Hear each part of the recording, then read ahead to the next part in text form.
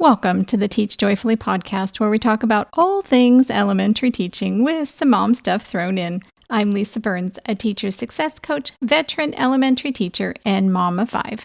I'll be your host. Thanks for joining me today. We all have our favorite teaching resources, but do you have a teacher reference bookshelf as well? There are some books that you should just have on your bookshelf as a literacy teacher. So any teacher who's teaching any kind of reading or writing, you should have these. So today, I'd like to help you to begin to build your teacher bookshelf if you don't have one already. And if you already have one, you just might find another one to add to that bookshelf. So today, I have 5 books that I love and keep handy for ideas, planning, and to help me in my teaching. So without further ado, book number 1. This book is called Make It Stick. It's the Science of Successful Learning. Why do I love this book? Well, it's both research-based, but not a heavy read on what really makes learning stick.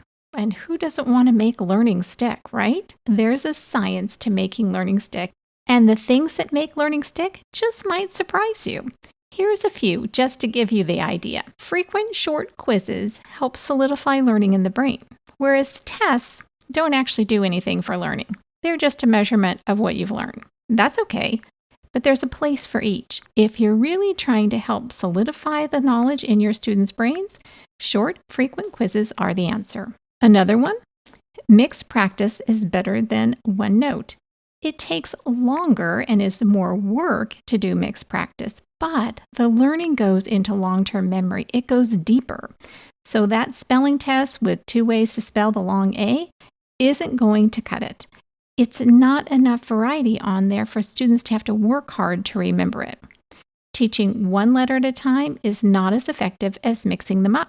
So for example, if you're teaching letters and sounds to young learners, you might teach one day and a different one the next. You have to move on, but then you go back and have them recall. And so you have a day where we have to go back and recall all the ones they've learned. Then you move forward with 1 or 2 more. Then you might go back in random order. And then you have them apply it all in actual words. All of these are ways that you can help students actually learn more and deeper, even though it might take a little bit longer. It's well worth that time and energy. How many times have you had students have spelling words that they get 100% on in their spelling test, and they go back to use them in their writing or read them in a book that they're using, and guess what? They don't know them. Well, that was a waste of time, wasn't it? So let's make sure they actually learn them. The point is, this trains your brain to be flexible with the new knowledge as opposed to only being able to do it in one context. So really what you're doing is learning, consolidating, retrieving, and adding on over and over and over again. And those are just a couple tips from the book. There's so much more. Book number 2, Feedback That Moves Writers Forward. This book is one of my favorites. While I don't use a writer's workshop model that the author uses, it doesn't work for me. And it's okay if it doesn't work for you. But this book is still helpful. Teaching students to write well requires fantastic feedback. It just does. We can't learn to write in a vacuum, and feedback is an essential piece of the writing process.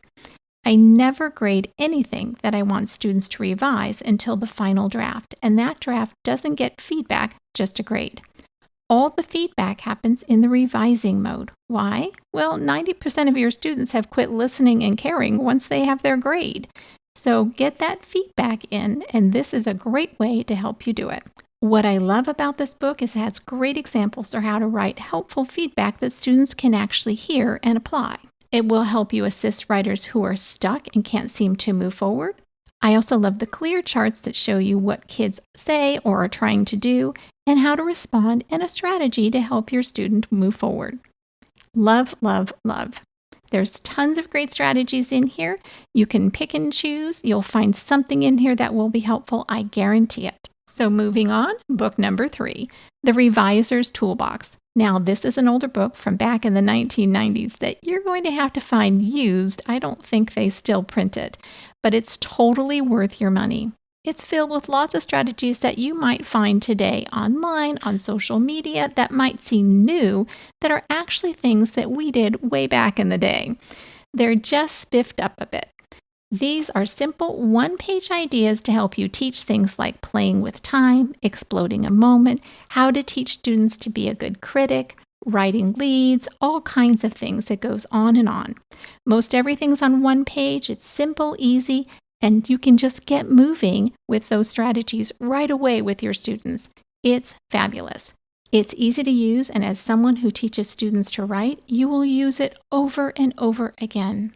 And next up, book number 4, The Reading Teacher's Book of Lists. This is another older book. I have used it for years. My copy is dog-eared and well-loved, and there's a reason why. It has everything from abbreviations to signal words to phoneme lists.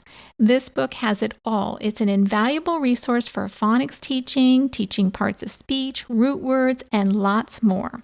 You will use this book all the time. I use this book every single year that I've taught. And book number 5, Atomic Habits.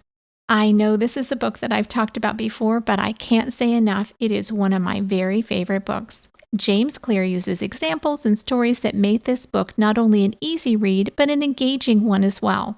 It's loaded in research that began when he suffered a huge concussion and needed to rebuild how he did things. This book is both practical and fascinating.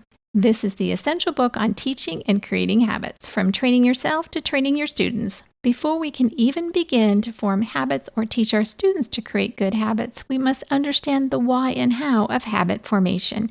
This is truly one of my favorite books.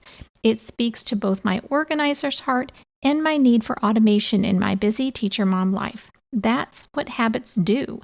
They automate tasks that you do or want to do regularly so that you don't have to think about them. And that means they just happen. It frees up your brain to do other things. We all have habits, whether we know it or not. And whether we have habits that are effective or habits that are ineffective, we have habits. Wouldn't you rather be directed in your habit and decide what your habits are going to be, as opposed to letting your circumstances, your stress, and your everyday life decide for you?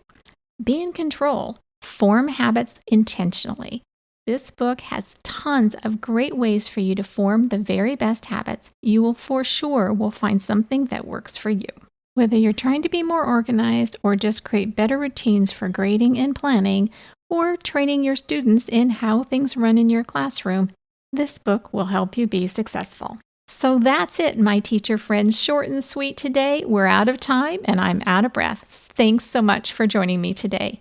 If you liked today's episode, I'd love it if you'd go to Apple Podcasts or wherever you listen and leave a review. And while you're there, hit the subscribe button so you'll never miss an episode. Also, you can continue the conversation online with me in my Facebook group, the Teach Joyfully podcast community, where elementary teachers can connect, get help, and encouragement for all kinds of education and parenting topics. You can find the show notes and links to all the resources mentioned in today's episode on my website at www.hopeineducation.com/podcast. And remember, a happy teacher is a good teacher. Until next time, teach joyfully and take care of you.